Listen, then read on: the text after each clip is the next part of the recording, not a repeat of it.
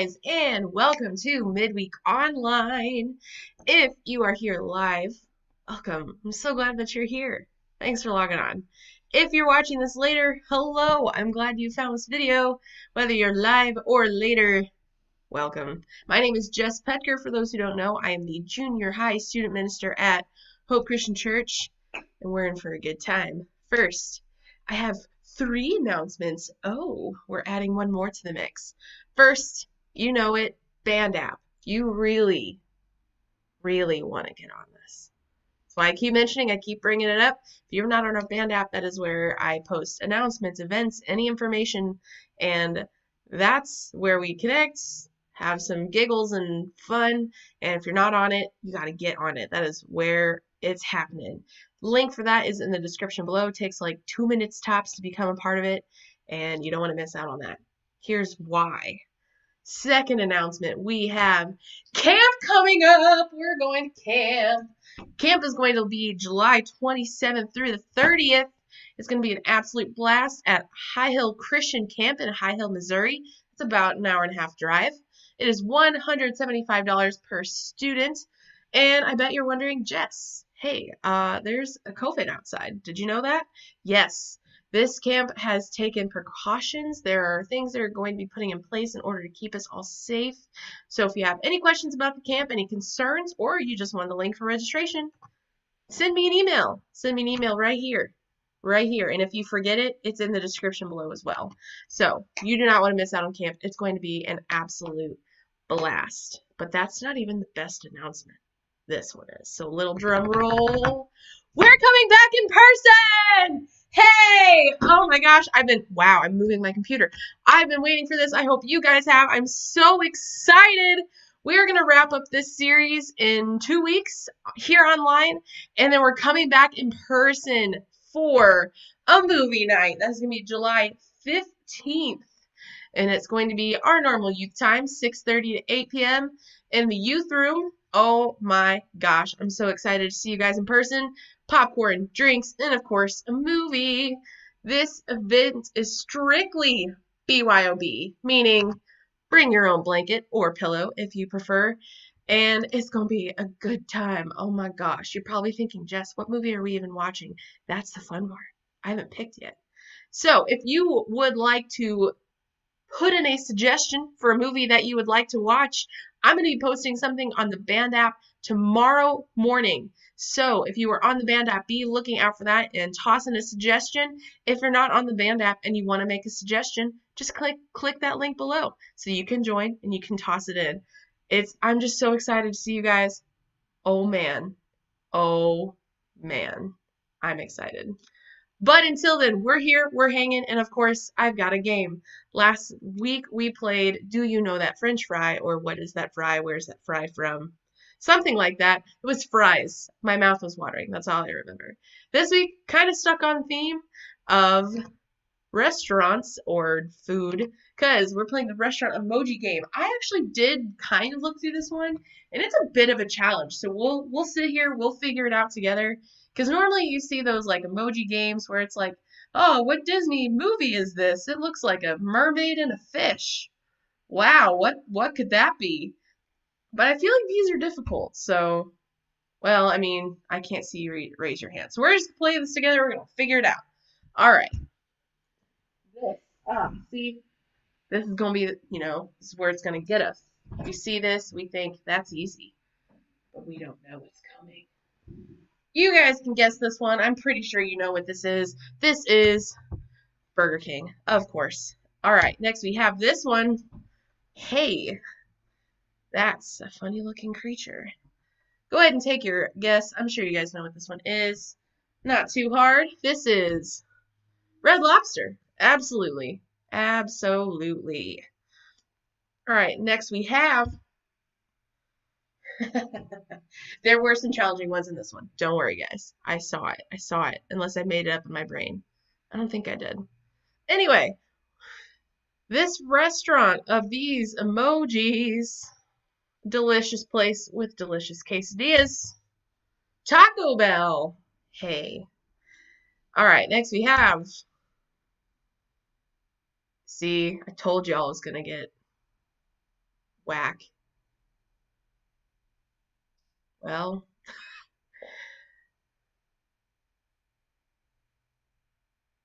Well, hopefully you guys got a guess. I got nothing. So, this answer is oh, Outback. See, I knew it was a steakhouse, but I just out like you're out like for the night. Gotcha. Good one. All right, next we have I love this. All right. This one. This my cousin actually works here. I know the answer to this one. Go ahead and make your guesses. It is Applebee's. That place is delicious. All right, next we have uh, these are they're clever. Like I would never have thought to use that emoji, but it's a good one. This is, of course, Panda Express. Absolutely. They have delicious orange chicken. Is anyone hungry yet? Just me? Okay, cool. Next we have Cow Princess. Princess Cow? Hopefully you guys know the answer to this one. I'm a little stumped. This is oh, it's Dairy Queen. Yep, that makes sense. All right, next we have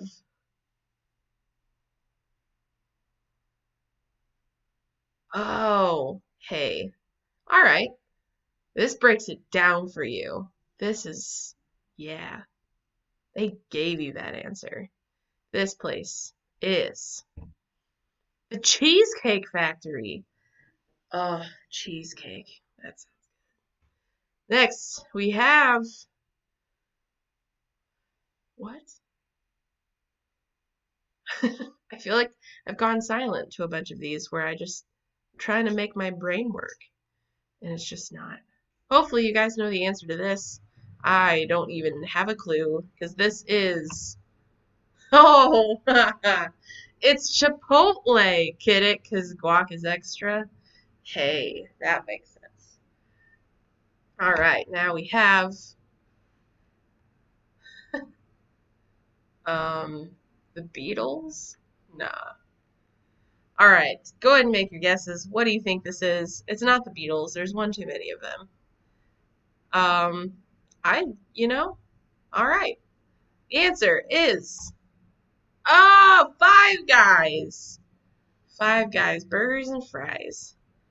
All right. That was our restaurant emoji game. I mean, maybe you guys are like, Jess, how in the world did you get stumped? I don't know either. I don't know. But we're going to go ahead and get started with our message. But first, we got to pray. So close your eyeballs, hands off your neighbor, hands off your keyboard, hands off your mouse, hands off your screen. We're talking to Jesus. All right. Hey, Jesus, we thank you so much for this day that you've given us, Lord. Thank you so much for beautiful weather outside, the wonderful sun, and thank you for waking us up this morning, giving us the breath in our lungs and a day where we get to give you glory. Lord, we ask that you would open our ears, open our hearts to you tonight. Lord, as we read your word about a story of a man that you brought glory through, even through the most ridiculous of things that this guy has gone through. And through that, we get to see that you do the same for us. For that, we love you as well as we love you for many, many other things. And it's in your name that we pray. Amen. All right, we're going to get started. We've been talking about the life of Joseph and his absolutely bonkers situation. Last week, we talked about how when you don't know what to do, you're not alone, that God is with you, and that is such a great thing to keep in mind when you're going through it. But we're going to continue to talk today about the life of Joseph as he shows us what we can do when we're in the midst of a super bonkers situation. But let's start off with a not so bonkers situation. I have a story for y'all. I think all of us by now during this time of quarantine, like we've got some kind of routine down, maybe.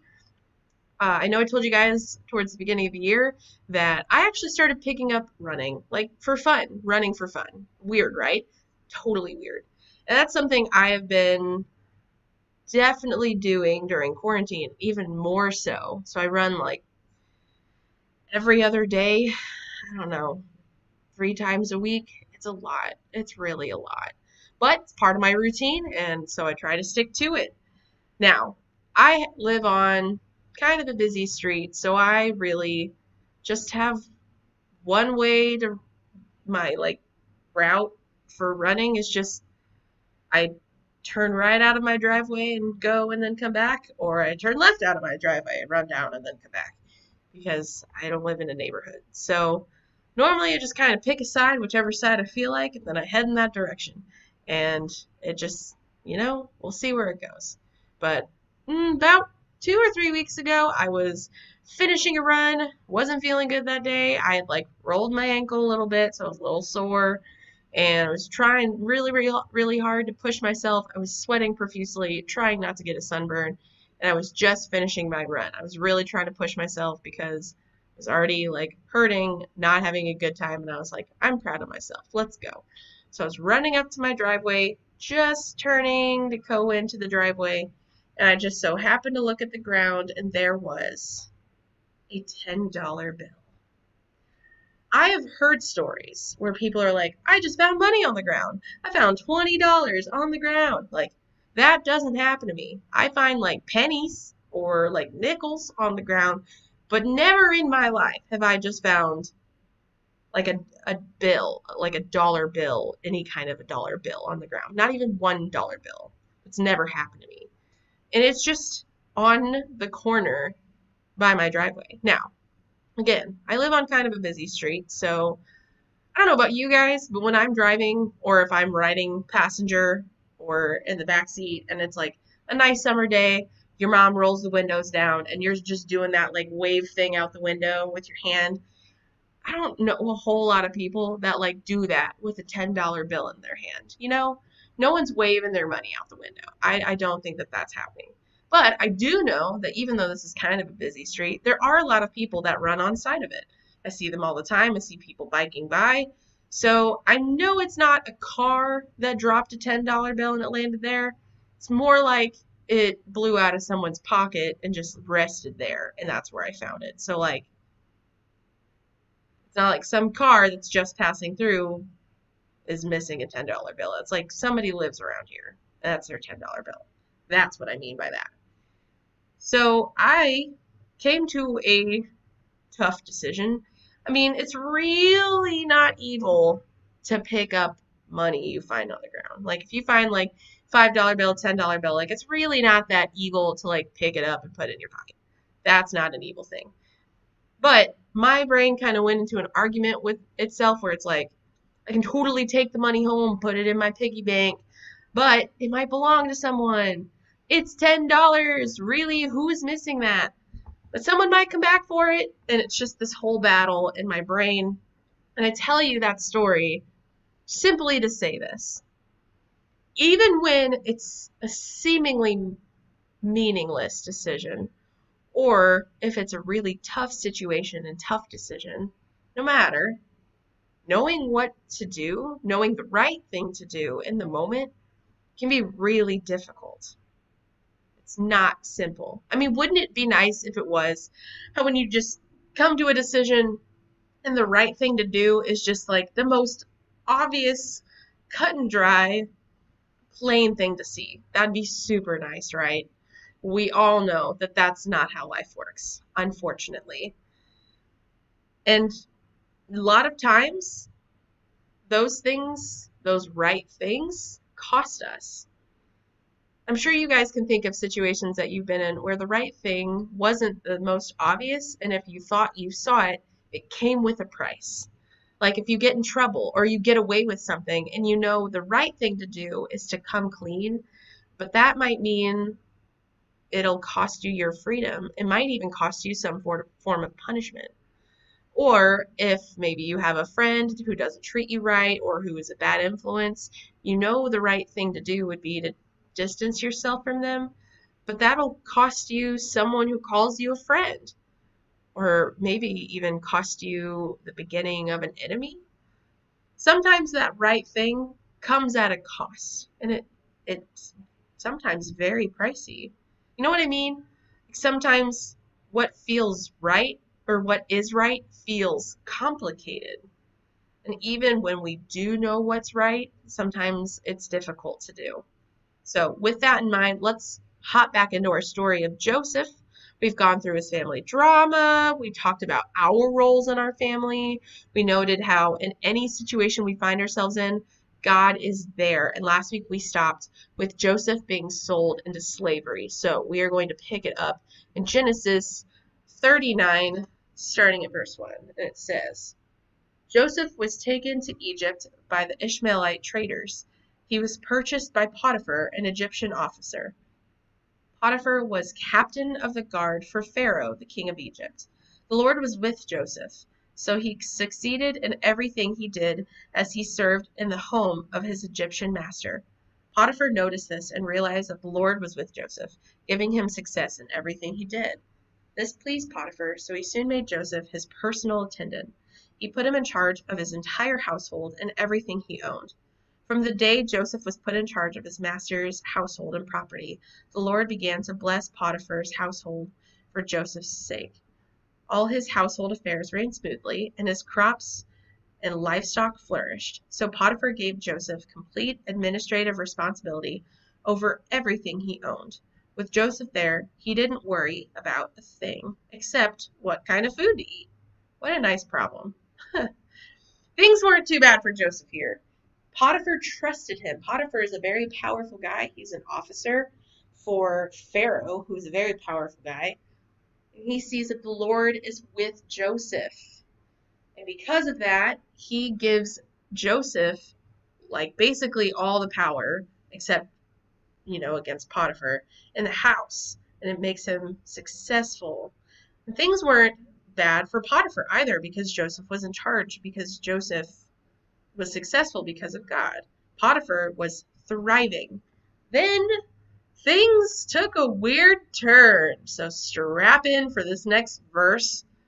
It's gonna get weird. It says, Joseph was a very handsome and well-built young man, and Potiphar's wife soon began to look at him lustfully. Come sleep with me, she demanded. Yikes. Actually, big yikes. Big oof. Like, oh, it got weird. Not only is this situation totally awkward, but it puts Joseph in a very difficult position. On one hand, Joseph is a servant, which means not only is he required to obey Potiphar, but he's got to obey Potiphar's wife as well. That comes as the deal. When you're a servant to the master, you got to listen to the master's wife. That's just part of it. So Potiphar's wife, still kind of his master. He's got to listen to her. But if he refused her commands, there was nothing holding her back from punishing him. Because if she has the same amount of authority over her servants as her husband does, that means she also can punish them when they do things wrong or when they defy her. So she can punish him, and which means she can kick him out, which would be terrible because of all the slaves in the area. Joseph's got a pretty good deal here. Or she could even kill him for not listening or doing something wrong. But if he does what she asks, that creates a whole other set of problems because she's married to his boss. Both options came with lots of problems, and it wasn't very clear what to do. So, what did Joseph do when he didn't know what to do? Let's look at what happens next. Joseph refused. Look, he told her, my master trusts me with everything in his entire household. No one here has more authority than I do. He has held back nothing from me except you, because you are his wife. How could I do such a wicked thing? It would be a great sin against God. She kept putting pressure on Joseph day after day, but he refused to sleep with her, and he kept out of her way as much as possible. Basically, out of respect for Potiphar and out of even bigger respect for God, Joseph simply just did the next right thing. Joseph didn't make a decision based on how things might turn out in the end. He didn't weigh his two options and think, well, this might end this way, but this might end this way. He just thought, what here is the next right thing to do? And that's what he chose. And what was right in that moment was turning down Potiphar's wife. And you know what happened because of that decision? Check this out. One day, however, no one else was around when he went in to do his work. She came and grabbed him by the cloak, demanding, "Come on, sleep with me." Joseph tore himself away, but he left his cloak in her hands as he ran from the house. When she saw that she was holding his cloak and he had fled, she called out to her servants. Soon all the men came running. "Look," she said, "my husband has brought this Hebrew slave here to make fools of us. He came into my room to rape me, but I screamed. When he heard me scream, he ran outside and got away, but he left his cloak behind with me." She kept the cloak with her until her husband came home. Then she told him her story. "That slave you brought here into our house tried to come in and fool around with me," she said, "but when I screamed, he ran outside, leaving his cloak with me." Potiphar was furious when he heard his wife's story about how Joseph had treated her. So he took Joseph and threw him into prison where the king's prisoners were held, and there he remained. Wow. Not every decision. Joseph makes a great decision, the next right thing out of respect for his boss and for God, and he still gets punished for something he didn't do. Not every decision results in an ending that we're hoping for. Joseph did the right thing, and look what happened. He did what was right with God and trusted God with the outcome. Doesn't mean that it's going to happen our way, but he still did the right thing. The outcome for Joseph in this situation, obviously not great.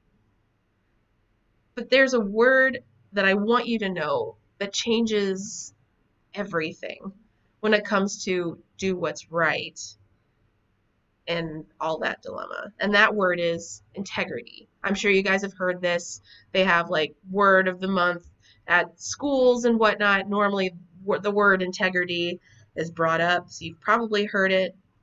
And integrity just simply means being the kind of person who does what's right, regardless of the outcome and regardless of who's around.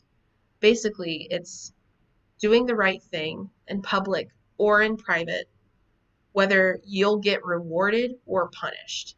It's holding doing what's right over your own self. When we choose to do what's right, we don't get to decide how things turn out.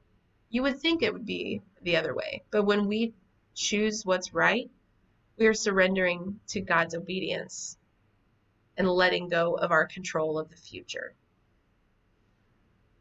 But we get to decide what kind of person we want to be. And being a person of integrity will lead to a life with less regret, more respect, and a better idea of what to do in every situation as we go along in life. Thankfully, there's an excellent change that you will find. There's an excellent chance that you will find yourself in this. English is so hard. There is not an excellent chance. You will not end up in Joseph's situation. That's what I'm trying to say. There's no way. We don't have slavery anymore, so you're not going to get sold into it by your siblings, no matter how much they might want to or you might want to do to them. You're not going to get sold to an Egyptian officer. We're not even in Egypt. And all of that happened to Joseph. Probably not going to happen to you, thankfully. You're going to get to avoid that. But we will find ourselves in a kind of situation where knowing the right thing to do is going to seem difficult and maybe even a little complicated.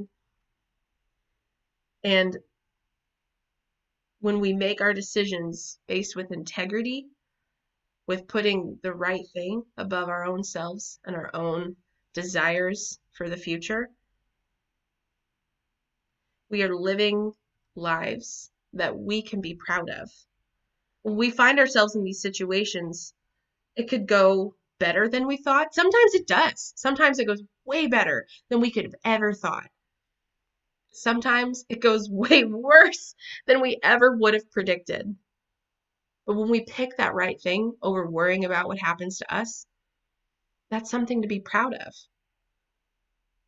And when you don't know what to do, instead of worrying about the future, what's going to happen, just look at your decision and just remember, when you don't know what to do, just do the next right thing.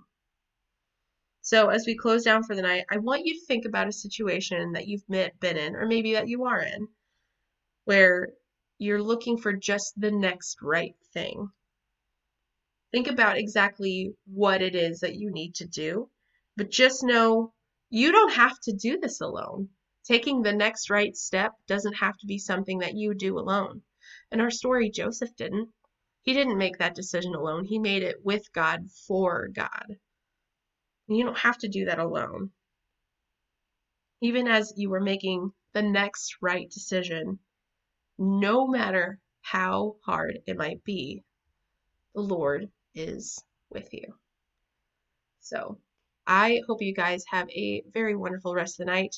We have 2 more weeks in this series, and next week we're going to continue talking about Joseph and being in jail. He's in jail now, so we're going to get to see what happens because of that. So I will be here next week, 6:30, and I hope you guys have a wonderful rest of your week. Love you guys.